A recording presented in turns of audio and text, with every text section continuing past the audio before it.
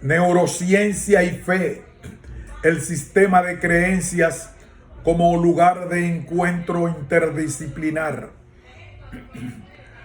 Un ensayo de José Víctor Orón, Grupo Mente Cerebro. Resumen. El presente artículo ofrece aportes de la neurociencia a la experiencia de fe y viceversa. Lo primero es buscar el punto de encuentro entre ellas para que sea posible el diálogo interdisciplinar. Ese lugar de encuentro es el sistema de creencias personal. El SCP tiene que ver tanto con la neurociencia como con la fe.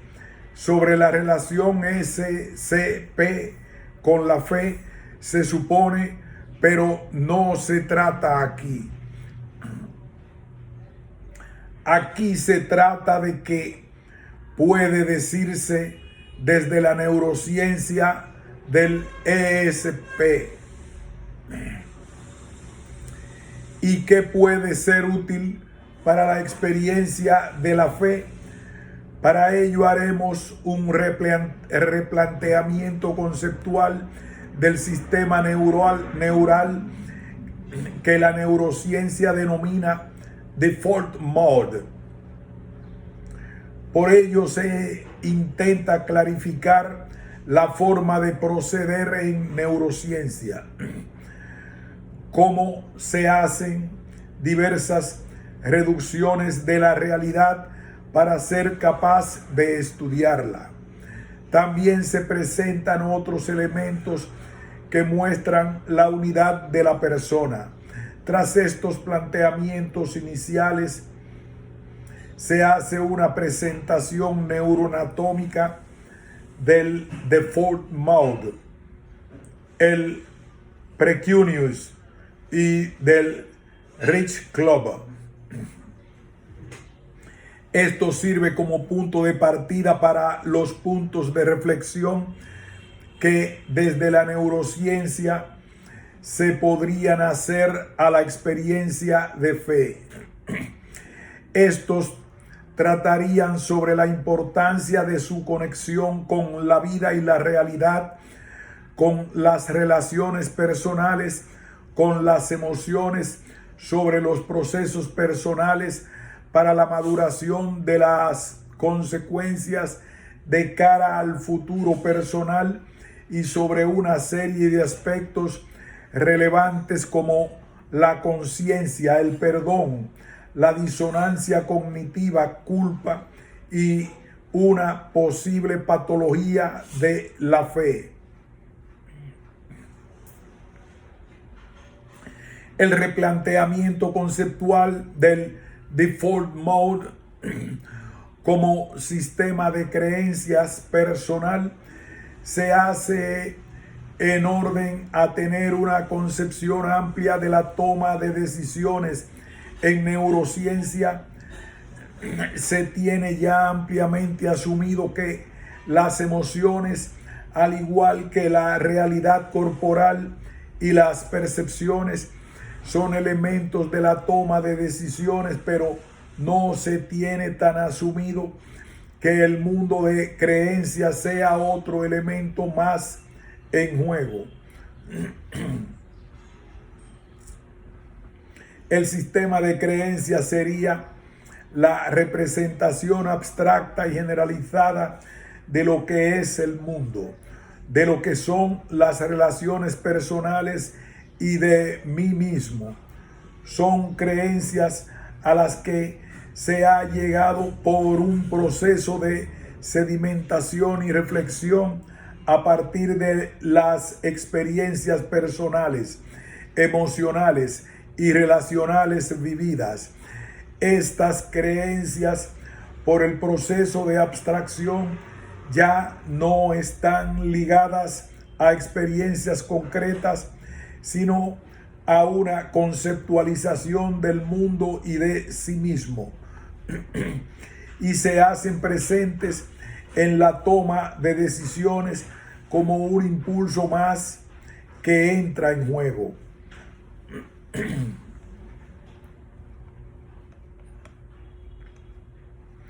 Introducción.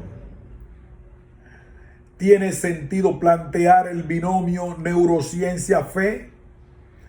¿Tiene sentido plantear esto? Recientemente observamos que en muchos campos se pregunta si la neuroalgo puede decir algo al campo respectivo. Así aparece la neuroeconomía, neuroley. Todas estas disciplinas deben su existencia a que no puede plantearse ninguna acción humana desconectada de los procesos neurológicos. El cerebro interviene en todo, aunque todo no lo hace el cerebro. No es el cerebro el que piensa, sino la persona es la que piensa y piensa con su cerebro. Si pensara que es mi cerebro quien hace las cosas, estaría diciendo un sinsentido. Cuando un perro corre, ¿quién corre? ¿Sus patas corren? ¿Su cerebro corre? ¿O es el perro el que corre? Por eso, no es mi cerebro el que piensa. El que piensa soy yo, y para pensar mi cerebro es fundamental. Toda acción humana requiere de la intervención del cerebro. Desde esta perspectiva, tiene sentido preguntarse por la neurociencia y la fe, pues el que vive la fe es la persona, y para vivir la fe, como para vivir cualquier realidad humana, el cerebro entra en juego. La neurociencia nos puede ayudar a comprendernos mejor a nosotros mismos, pero nunca va a ser la instancia que nos diga lo que tenemos que hacer o quiénes somos. El debate sobre esto es un tema muy actual, delicado. El estudio sobre la libertad humana o sobre la conciencia se da hoy en día con mucha fuerza en la neurociencia y se puede encontrar en todas las tendencias que uno pueda imaginar. ¿Dónde está la fe en el cerebro? Una pregunta así no creo que ningún neurocientífico la responda, entre otras cosas porque los procesos humanos y la fe es uno, porque quienes tienen fe son los humanos. No están en el cerebro, sino que se dan en él. ¿Y qué tipo de procesos humanos es la fe? Antes de responder a esta pregunta hay que tener presente cómo la neurociencia evalúa los procesos. Por ejemplo, si se quiere examinar una habilidad humana como es la comunicación verbal, la neurociencia lo hace de la siguiente forma. La comunicación humana es un proceso global del ser humano muy complicado. No hay forma de hincarle el diente desde la neurociencia a un fenómeno tan global. ¿Qué hace pues el neurocientífico? Sin entrar a definir lo que es la comunicación oral humana, examina una tarea simple que todo el mundo pueda dar por hecho, que tiene que ver con la comunicación humana. Por ejemplo, examina cómo hacemos las familias de palabras y ve qué parte del cerebro se activa si la palabra que le da es de muchas o pocas alternativas. No es lo mismo que pidan decir palabras que empiecen por A, por A que por I. Y todo el mundo estará de acuerdo en que tener un buen vocabulario es la riqueza para la comunicación humana. Hacen la experiencia y sacan resultados. ¿Puedes hacer afirmaciones sobre la comunicación humana? No, sino de cosas que parcialmente tienen que ver con ella, pues se ha reducido al acontecimiento humano a una tarea más o menos significativa. Clarificada esta forma de proceder del neurocientífico, toca preguntarse cómo se examinaría la fe. También la fe es un fenómeno humano global y la neurociencia ni de lejos pretende definirla. Así pues, se busca algo que tenga que ver con ella. En este caso, la propuesta es el mundo de las creencias. El mundo de creencias se compone de todas las concepciones de lo que es el mundo, lo que yo soy, lo que son mis relaciones con los demás, lo que son mis propias posibilidades de crecimiento. Esto no es la fe, pero sí que guarda relación con ella. Un hecho sorprendente que deberá ser estudiado, pero no creo que desde la neurociencia, es el hecho de que la misma postura de fe, ser cristiano, por ejemplo, puede darse con creencias muy distintas entre sí. Por ejemplo, creer que mis capacidades son limitadas o que mis capacidades pueden cambiarse con mi participación y esfuerzo. Son dos posturas existenciales bien distintas. En una, la suerte está echada, hay lo que hay, y en otra, la puerta al cambio está abierta con trabajo, método. Esto plantea preguntas como: ¿qué imagen de Dios se tiene que lleva a creer cosas distintas? Hay gente que cree en Dios, pero piensa que no tiene nada que hacer con su propia vida.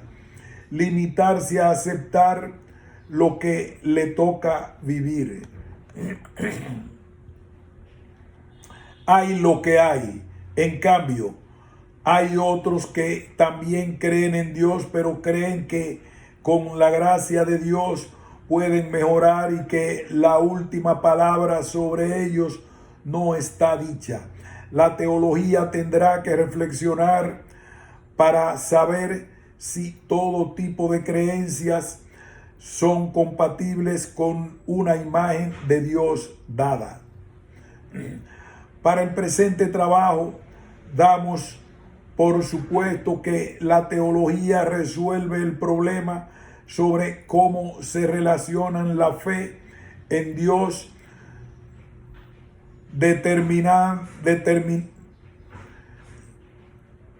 para el presente trabajo damos por supuesto que la teología resuelve el problema sobre cómo se relaciona la fe en un Dios determinado y el mundo de creencias. Nosotros asumimos que sí hay una relación y ahora nos dedicamos a trabajar con el sistema de creencias. Así pues, hemos hecho una traslación de un evento humano, la experiencia de fe, a otro evento humano, las creencias personales. Y cómo interpretamos las tareas que tengan que ver con el mundo de creencias. Para la neurociencia, el sistema de creencias sigue siendo demasiado grande para hincarle el diente. Hay que reducir más. Como he dicho, en neurociencia se trabaja con tareas, no con procesos. Se puede pedir a un sujeto que realice una tarea donde ponga en juego su mundo de creencias y ver qué actividad cerebral implica ello. El resultado será una serie de datos que el investigador tendrá que interpretar.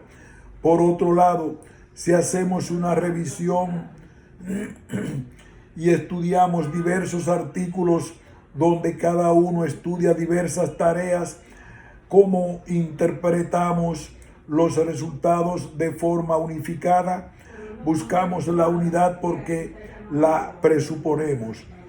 Si el ser humano es el que se comunica, todas las tareas de la comunicación deberán estar al menos relacionadas, pues solo se da un hecho que es la comunicación.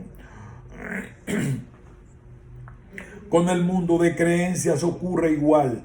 Sería difícil pensar que el sistema de creencias cambiará de una tarea a otra, salvo que aceptáramos la esquizofrenia como un estado deseable.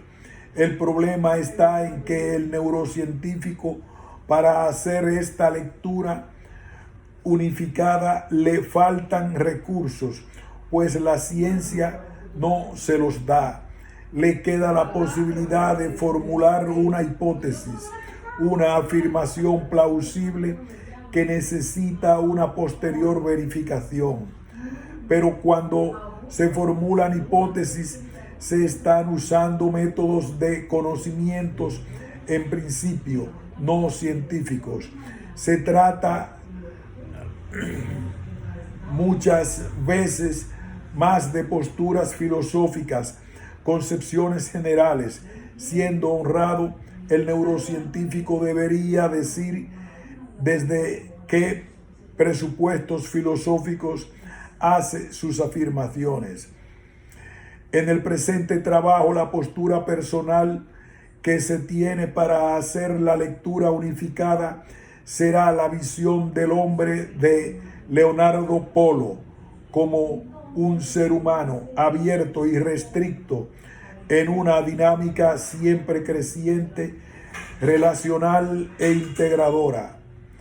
Para no alargar el artículo, no haré referencias a ello, pero quede aquí indicado. Planteamiento: el sistema de creencias personales. La puntualización primera es clarificar qué se entiende por sistema. La primera referencia en neurociencia al hablar de sistema es el de red, una serie de núcleos cerebrales que se relacionan entre sí y cuya actividad conjunta y sincronizada es fundamental para tener éxito en la tarea. Hace ya tiempo que se rechazó la visión localizacionista que conecta unívocamente un núcleo cerebral con una función mental.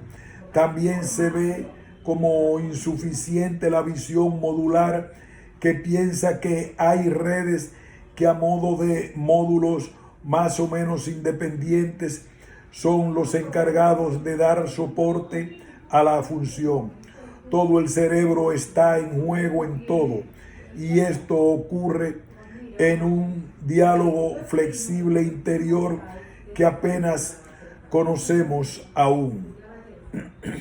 Por lo que todo el cerebro está en activo para creer, y hay una red que es clave en los procesos que se dan. Red que tendrá que sincronizarse con todas las demás, pues la sincronización es el lenguaje del cerebro. Canolti and Knight, 2010. Además, querer establecer una relación biunívoca biológicamente no funciona ni en áreas comúnmente muy especializadas como broca, lenguaje, o amígdala, emoción.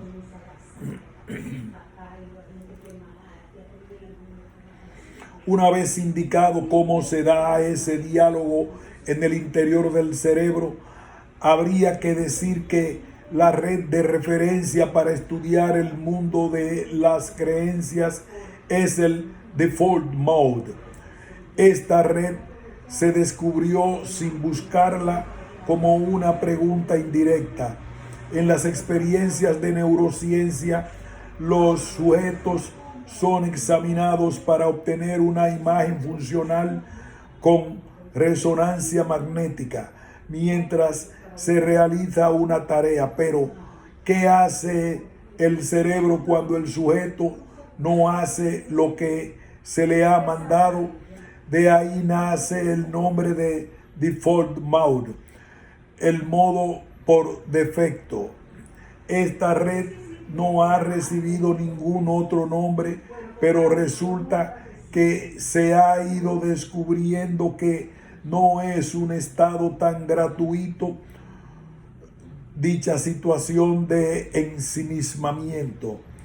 El Default Mode se ve como un avance para la evolución por su capacidad prospectiva y simuladora de cara al futuro. El tema de la asociación entre DMN y situación basal puede dar mucho juego. Se llamaba actividad basal, como si se tratara de un stand-by neurobiológico sin más valor, como que para vivir respiramos. Pero entender el DMN como el soporte del sistema de creencias es perfectamente congruente con la situación basal si entendemos la situación basal como el marco conceptual que todo sujeto se hace de sí y de su estar en el mundo y utiliza para interpretar el mundo y tomar decisiones. Y eso es congruente con que esa situación basal correlacione con patologías de mi forma de estar en el mundo, como es la depresión. Esto se desarrollará en el artículo.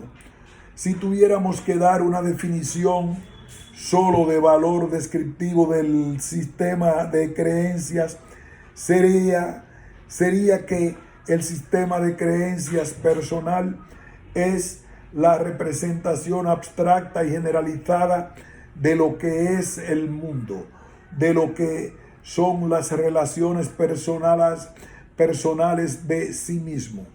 Y según la psicología del mundo de las creencias, nos encontramos que son formadas básicamente a partir de las relaciones familiares del hijo y con sus padres, de Kovic and Muse. También se van formando creencias al contarse historias de personas ejemplares. No surgen de un mundo teórico discursivo, sino por las experiencias de vida. Son las determinantes a la larga sobre las decisiones que toma el sujeto con mucha más fuerza que las situaciones emocionales o las relaciones con los iguales, que obviamente también tienen su importancia y según contextos puede hacer que todo se pierda. Son la garantía de tener una persona autorregulada y orientada con objetivos propios. Las personas más inseguras en su identidad son las que dependen más fuertemente de las relaciones con el grupo, lo cual nos podría hacer pensar en posibles problemas de susceptibilidad para la manipulación personal.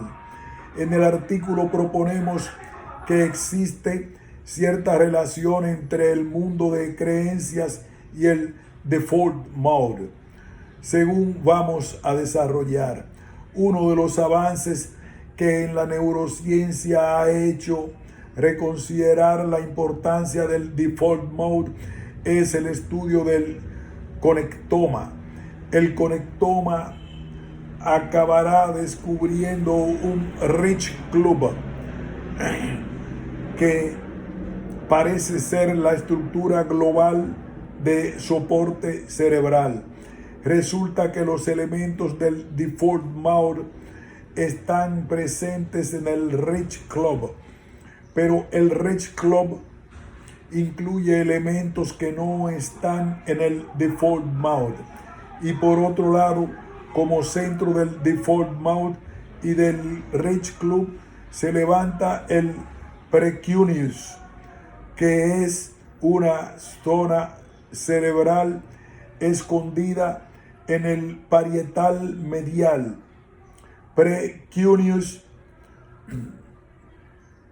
que es lo más altamente desarrollado tanto en seres humanos como en los no humanos, primates u otros animales, tiene la más alta organización columnar y es entre las últimas regiones en mielinizarse,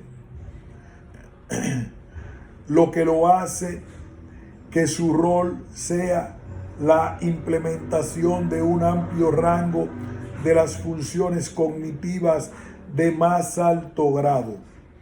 Ahora vale la pena que nos detengamos un poco a examinar estos tres elementos: default mode, Rich Club y precuneus. Conocer el default mode y el precuneus nos servirá para entender la funcionalidad del sistema de creencias personal, y conocer el Rich Club nos servirá como paso inicial para saber cómo se sitúa el sistema de creencias personal en el conjunto del cerebro. Así se podrá entender que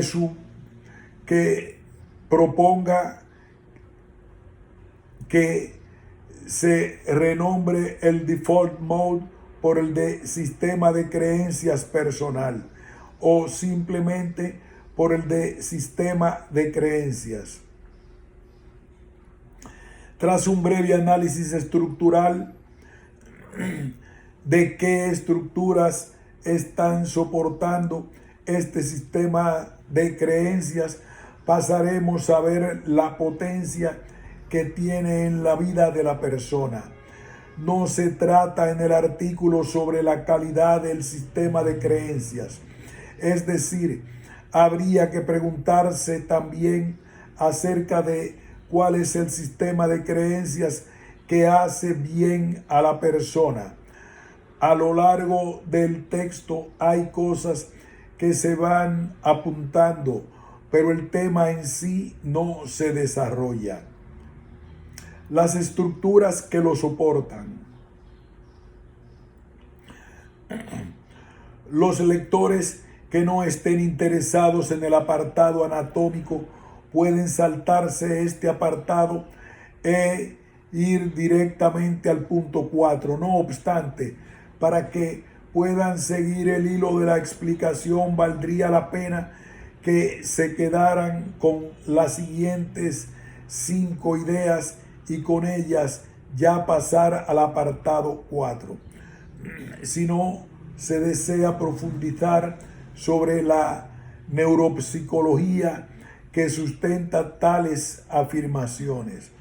El default mode está formado fundamentalmente por la pared medial cerebral más un área parietal, como se ve, y a modo de orientación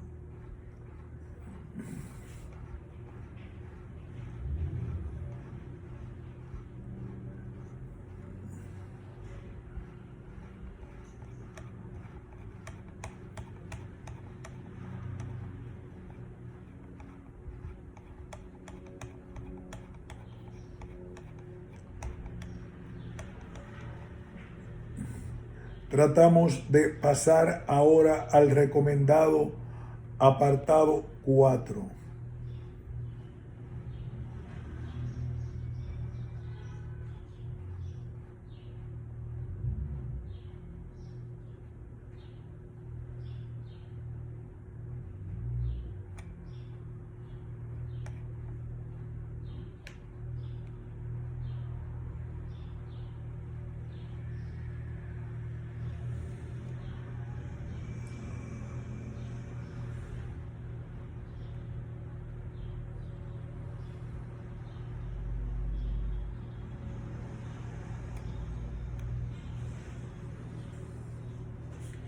Pausamos.